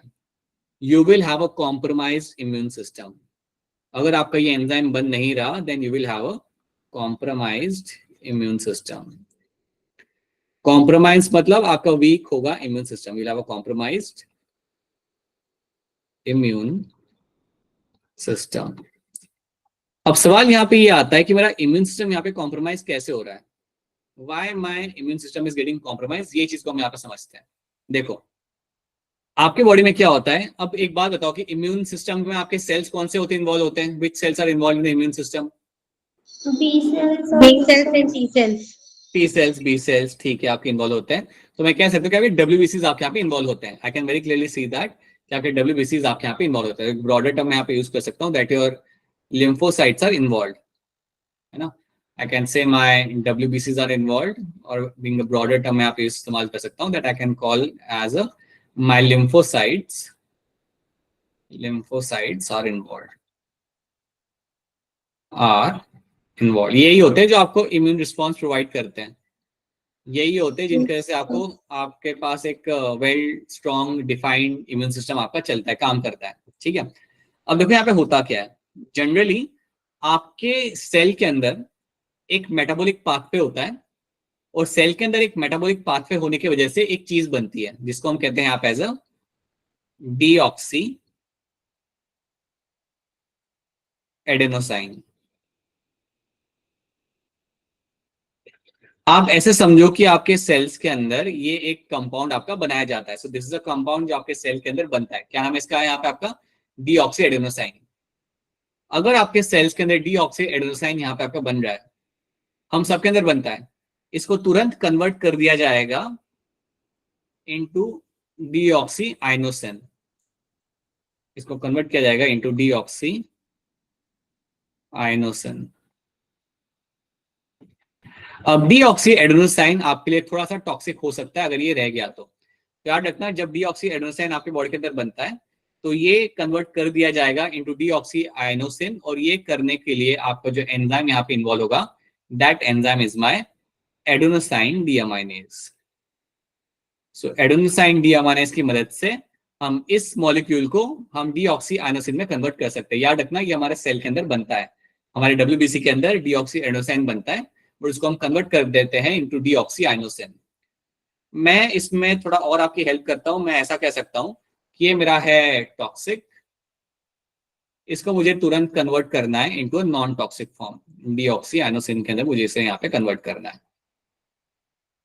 अब आप सोचो, अगर मेरे बॉडी के अंदर ये एंजाइम बन ही नहीं रहा, अगर मैं सफर कर रहा हूं विद द एडीए डेफिशिएंसी, तो क्या मेरा डीऑक्सी एडेनोसाइन मेरा डीऑक्सी आइनोसिन में कन्वर्ट हो पाएगा? नो सर, नहीं होने वाला। मेरा डीऑक्सी एडेनोसाइन मेरा कभी भी डीऑक्सी आइनोसिन के अंदर कन्वर्ट हो ही नहीं पाएगा if I don't have the enzyme. तो अगर मेरे पास ये एंजाइम नहीं है, ये तो मैंने नॉर्मल कंडीशन की बात कर दी कि नॉर्मल कंडीशन में एंजाइम आके अपना काम करेगा, बट अगर मेरे पास ये एंजाइम नहीं है, then what will happen, there is going to be a build-up of deoxyadenosine। अगर आपका AD अगर आप कहाँ पे एब्सेंट है, अगर आपका एडेनोसाइन डीअमाइनेज आपका एंजाइम अगर आपका यहाँ पे एब्सेंट है, अगर ये आपका प्रेजेंट नहीं है, if it is not present, then क्या होगा, what will happen over there, you will find your deoxy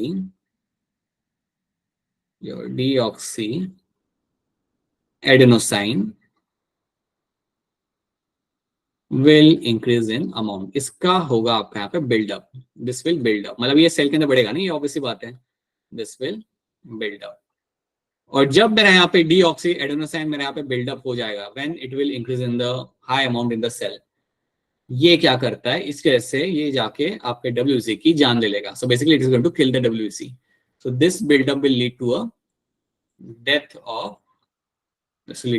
of lymphocyte.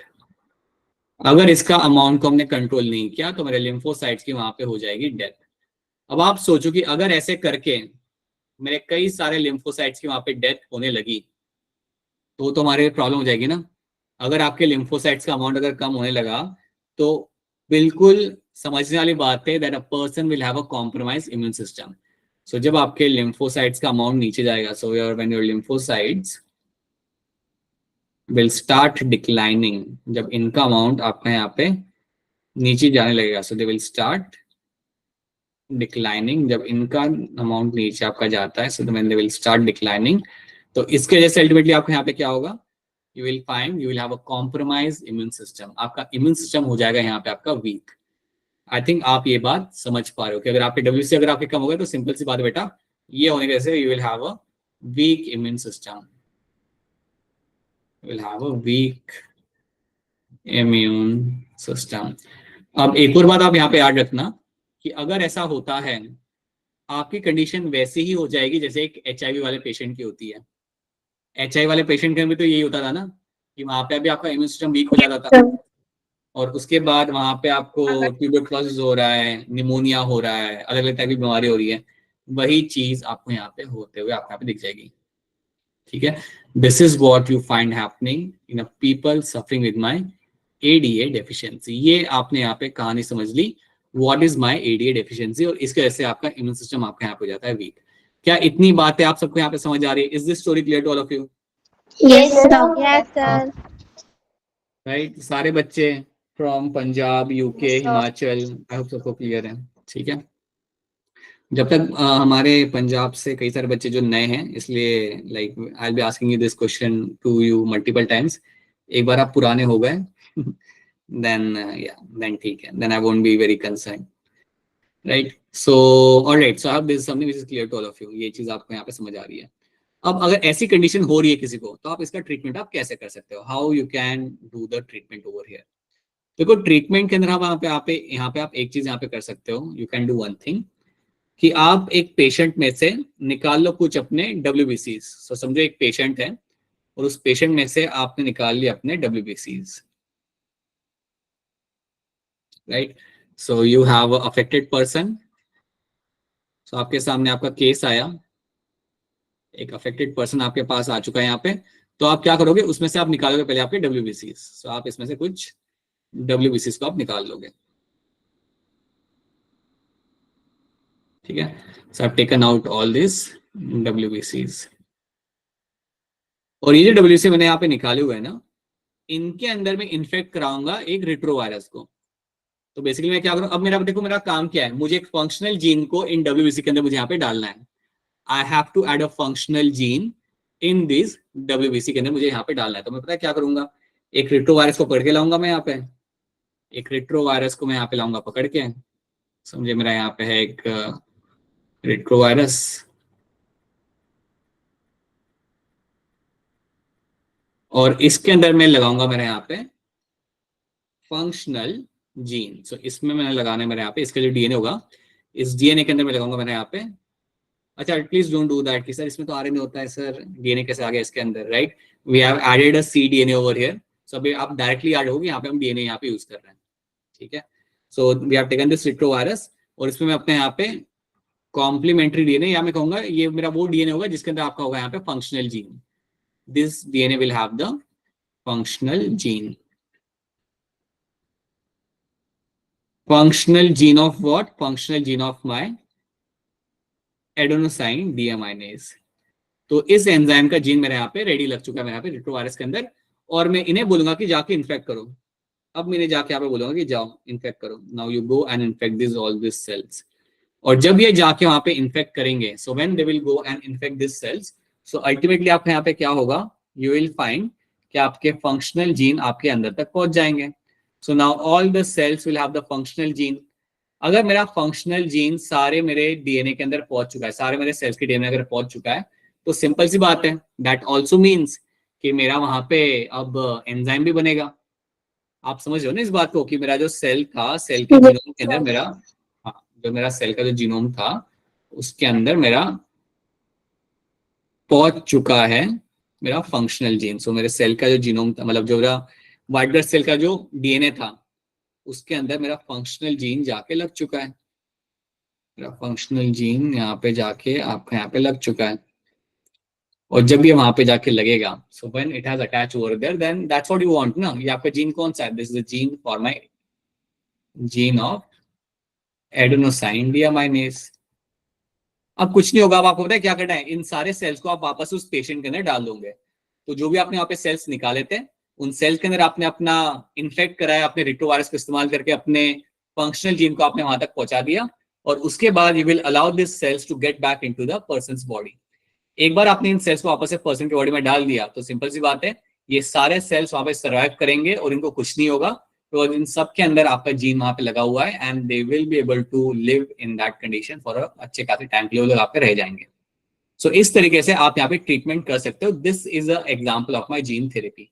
लेकिन यहाँ पे पता है प्रॉब्लम क्या है, प्रॉब्लम ये है कि आपके जो सेल्स होते हैं वो होते हैं मॉर्टल। आज नहीं तो कल इन सेल्स ने वापस इनकी डेथ हो जाएगी, राइट। इन सेल्स को जो मैंने बाहर निकाला था, इनको मैंने अंदर डाल दिया पेशेंट के अंदर, लेकिन सेल्स ऐसा नहीं है कि जिंदगी भर जिंदा रहेंगे वो लोग। So after certain time they will die, और जब उनकी वहां पे डेथ हो जाएगी तो मुझे वापस से सेम प्रोसेस करना पड़ेगा।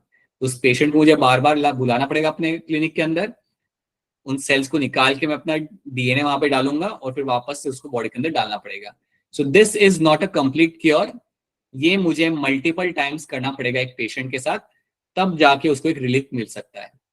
क्या ये बात आप सबको यहाँ पे समझ आ रही है? Is this thing clear to all of you? Yes sir. बोलिए धनप्रीत, बताइए। सर जब हमने एक बार WBCs डाल दिए, तो जब वो डिवाइड करेंगे तो जो न्यू WBCs बनेंगे उनमें नहीं ये होगा ये जीन, राइट। सो इसमें भी होता क्या है ना, इवन इन दैट केस वो आपके लिए ज्यादा लंबे टाइम के लिए काम नहीं करता। I tell you why. WBCs आपकी डिवाइड तब करते हैं जब कोई इन्फेक्शन होता है, और एल्स वो 4-5-10 दिन तक रहेंगे और उनकी फिर वहां पे डेथ हो जाएगी। तो ऐसा तो होने के चांसेस कम है कि आपको हमेशा कोई कोई इन्फेक्शन आ रहा है तो आपके WBCs आपकी डिवाइड कर रहे हैं। तो इसलिए WBCs का अमाउंट एक काफी नॉर्मल रहता है आपके बॉडी के अंदर। वो इंक्रीज आपका तब होता है, their number will start increasing when there is going to be some kind of infection और there is some kind of foreign pathogen जब आपकी बॉडी के अंदर आएगा। और क्योंकि हम जानते हैं कि ये चीज आपकी हमेशा हो नहीं सकती, that is why after certain days आपको वो WBC जो आपने वहाँ पे डाले थे ना, वो आपको खत्म होते हुए आपको दिख जाएंगे, they will actually decline in number, ठीक है। और जो नए WBC वहां पे बन के आ जाएंगे उनके जाने के बाद, वो आपके आएंगे बोन मैरो में से, और जो नए WBC आपके बोन मैरो में से आएंगे उनके अंदर तो आपका वो जीन था ही नहीं कभी भी आपके बोन मैरो में, सो दैट इज वाई वो आपको दिक्कत वापस से आएगी। तो इसलिए ये आपको प्रोसेस आपको बार बार करना पड़ेगा, you have to do this process multiple times, तब आपको ये जाके आप वहाँ पे रिलीफ मिल सकता है, ठीक है। Yes. So that's one thing. अब इसका हमें, सो this is not a permanent cure, right, so obviously this is not a permanent cure, but this is my gene therapy, but this is not a, it is not a permanent cure, it is not a permanent cure, ठीक है। अब आपको यहाँ पे समझना है कि इसका परमानेंट क्योर क्या हो सकता है। परमानेंट क्योर आपको यहाँ पे हो सकता है कि आप अपना जीन निकालो और वो जीन आप लगाओ एम्ब्रियोनिक लेवल के ऊपर। अगर आपको पता चल जाता है कि बेबी को कंडीशन होने वाली है, so you add the functional gene, so you take out the functional gene, आप निकाल लो, so you take out the functional gene, right, functional gene of what, functional gene of your adenosine deaminase, समझो ये मेरे यहाँ पे gene है, ये जीन को आप यहाँ पे निकाल लो, और इस जीन को, ये जो जीन मैं यहाँ पे निकाल कर रखा है, इस जीन को अगर आप डालते हो एम्ब्रियो के अंदर, अगर इस जीन को अगर आप डालते हो एक एम्ब्रियो के अंदर, आप जानो कि एम्ब्रियो में तो बहुत ज्यादा सेल्स भी नहीं होते, you have few number of cells, तो अगर आप अर्ली स्टेज पे अगर आप इस जीन को अगर आप लगा देते हो, सोचो अगर ये जीन अर्ली स्टेज के अंदर अगर सारे सेल्स के अंदर पहुंच जाता है, अगर सारे सेल्स के अंदर अगर ये मेरा जीन यहाँ पे पहुंच जाता है, तो आप तो ये बात क्लियरली जानते हो कि एक एम्ब्रियो में से ही पूरी बॉडी बनती है। तो अगर हमने उसे एम्ब्रियोनिक लेवल के ऊपर, अगर हम एम्ब्रियोनिक लेवल के ऊपर, if at the embryonic level पे ही अगर हम इस जीन को डाल दें, then you can have a permanent cure, देन आपका वहां पे परमानेंट क्योर आपका आ सकता है। बिकॉज अगर आपने एम्ब्रियोनिक लेवल पे इस जीन को लगा दिया, देन यहाँ से जो भी आपके सेल्स बनेंगे, all the cells will have the same gene, all the cells will have the same gene, and then you can have a person who is completely cured with the adenosine deaminase की deficiency है, उसको फिर वहां पे आपका complete cure आपको मिल जाएगा। If you do this, then you can have a complete cure. This is a condition which can give you the complete cure. क्या ये बात आप सबको यहाँ पे समझ आ रही है? Yes sir. Yes sir. क्या तो कंप्लीट क्योर के लिए आपको एम्ब्रियोनिक लेवल पे वो जीन आपको डालना पड़ेगा जब एम्ब्रियो डेवलप करता है मदर की बॉडी के अंदर। तो इसके लिए पहले आपको डिटेक्शन भी जल्दी करना है ना कि ये कंडीशन है, वो आप कर लोगे, फिर उसके बाद आप ये कर सकते हो, and then you can have a full proof आपका ये क्योर आपके यहाँ पे हो जाएगा। और एल्स अगर आप बाद में करते हो ये सब, देन ज्यादा फायदेमंद नहीं होता, you have to do it multiple times. देखो दो टेक्निक की जाती है हॉस्पिटल्स के अंदर, एक होता है एंजाइम रिप्लेसमेंट थेरेपी, एक होती है जो डॉक्टर्स करते हैं उसे हम बोलते हैं आप as enzyme replacement therapy, enzyme replacement therapy. इसमें आप क्या कर रहे हो, जो आपको जो एंजाइम है ना वो आप बार बार डाल लो पेशेंट के अंदर, ये एक तरीका होता है, लेकिन आप समझ सकते हो कि लंबे टाइम के लिए काम नहीं करेगा, you have to do it on a regular basis, तो एक ही हो जाता है आपके यहाँ पे। सेकेंड चीज जो ट्राई की गई है but that has not been very much successful, that is going to be your bone marrow transplantation. Second चीज जो की गई है which has not been very much successful, वो होता है आपके यहाँ पे bone marrow transplantation. Bone marrow transplantation भी आपके यहाँ पे ऑप्शन होता है, ट्रांसप्लांटेशन, बट ये दोनों ही चीजें आपकी इतनी सक्सेसफुल आपके यहाँ पे नहीं होती।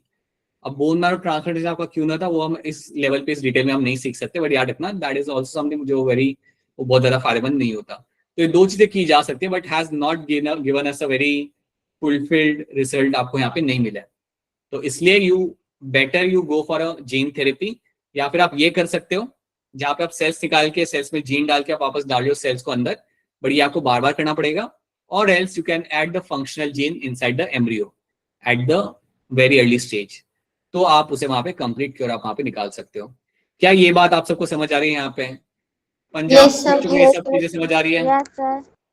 Jasnoor, Pallavi, Isha and Saurabh, this is what you have to know in this, ये चीज आपको यहाँ पे रखनी है याद। और याद रखना जो सबसे पहले जीन थेरेपी हमने इस्तेमाल की गई थी, हमने की थी एक 4 साल की लड़की के ऊपर जिसको एडेनोसाइन डिहामाइनेज की डेफिशिएंसी थी, राइट। तो चलिए अब यहाँ पे थोड़ी हम थ्योरी पढ़ लेते हैं। थ्योरी को पढ़ते हैं और फिर हम लेक्चर खत्म कर लेंगे, ठीक है। थ्योरी को हम यहाँ पे पढ़ लेते हैं पहले। The first clinical gene therapy was given to in 1990 to a 4-year-old girl who was suffering with the adenosine deaminase deficiency. Right? This enzyme is crucial for the immune system to function. वो हम जानते हैं, अगर नहीं हुआ तो क्या होगा वो हमने यहाँ पे देख लिया।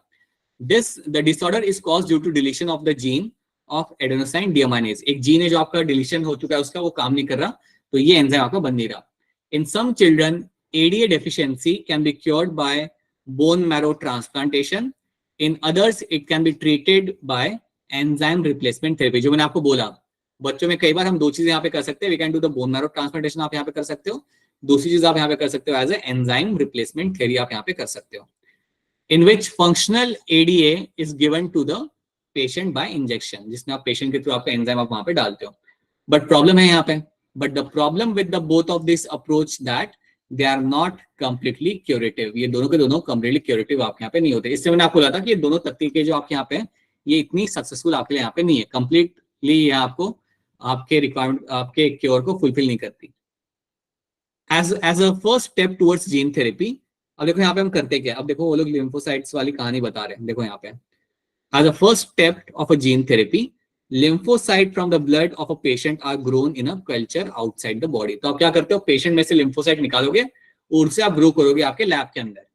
फिर आप क्या करोगे, a functional ADA complementary DNA, एक फंक्शनल जीन जो आपका यहाँ पे होगा, using a retroviral vector, using your retrovirus, is then introduce into the lymphocytes. आपने अपने फंक्शनल जीन को वहां पे अपने डाल दिया अपने लिम्फोसाइट्स के अंदर, और क्या करोगे उसके बाद आप, which are subsequently returned to the patient, इनको आप वापस से भेज दोगे अपने पेशेंट के अंदर। okay, however all these cells, as these cells are not immortal, the patient requires periodic infusion of such genetically engineered lymphocyte।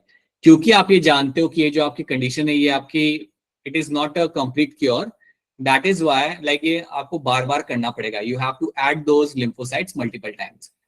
however if the gene isolate from a bone marrow, देखो यहाँ पे last statement भी याद रखना, however if a gene isolate from the bone marrow cells, producing ADA is introduced into the cells at the early embryonic stages, it could be a permanent cure। जो मैं आपको बताया था, अगर आप एम्ब्रियोनिक लेवल पे अगर आप उसे डाल देते हो, then it can become a permanent cure over there। ठीक है, तो क्या ये पैराग्राफ आप सबको यहाँ पे समझ आ रहा है? Yes sir. Yes sir. जो पूरी कहानी हमने वहां पे सीखी, वही कहानी इस पैराग्राफ में आपको यहाँ पे देके रखी हुई है, right? That is something which will mention to you over here, right? यहाँ पे आपका खत्म होता है आपका यहाँ पे जीन थेरेपी। यहाँ पे कुछ चीजें मैंने एडिशनल आपको बता के रखी हुई है, क्योंकि एनसीईआरटी में सिर्फ मेंशन किया हुआ है कि वो इम्यून सिस्टम को अफेक्ट करता है। मैंने आपको यहाँ पे बता के रखा हुआ है कि वो इम्यून सिस्टम को अफेक्ट कैसे कर रहा है, तो ये याद रखना। How that enzyme is actually affecting the immune system is something you all have to remember in this. ठीक है, तो ये आपको यहाँ पे रखना है याद। अब आप मुझे यहाँ पे इसका आंसर यहाँ पे दे सकते हो हैंड रेस करके। एक दो क्वेश्चन कर लेते हैं एंड देन आपको मैं आजाद कर दूंगा। The first clinical gene therapy was given for treatment of what, बताइए, बोलिए बोलिए जानवी, क्या होगा इसका आंसर यहाँ पे? Option D. ऑप्शन डी बनेगा आप यहाँ पे correct answer, adenosine deaminase deficiency. ठीक है, then I will just give you one more question and then we can, ये वाला कर दो बस। The genetic defect adenosine deaminase deficiency में बी क्योर्ड परमानेंटली। अगर इसको हम परमानेंटली क्योर करना हो तो इनमें से कौन सा ऑप्शन आपके हिसाब से यहाँ पे सही रहेगा? If I want to cure this condition permanently, अगर मुझे कंडीशन को परमानेंटली क्योर करना पड़े तो इनमें से कौन सा ऑप्शन आपका यहाँ पे सही रहेगा?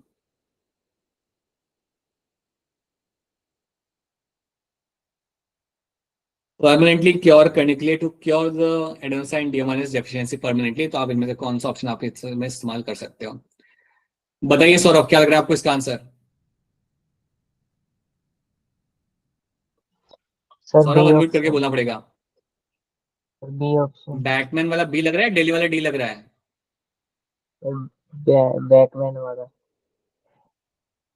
अच्छा। पल्लवी आपको क्या लग रहा है, क्या होगा इसका आंसर? पल्लवी क्या होगा इसका आंसर यहाँ पे, बताइए। सर उसने चैट में लिख दिया है। क्या लिखा था रणप्रीत उसने चैट में? तो बी ऑप्शन। राइट, ठीक है। एंड दिव्यांश आप भी बता दीजिए क्या होगा इसका आंसर?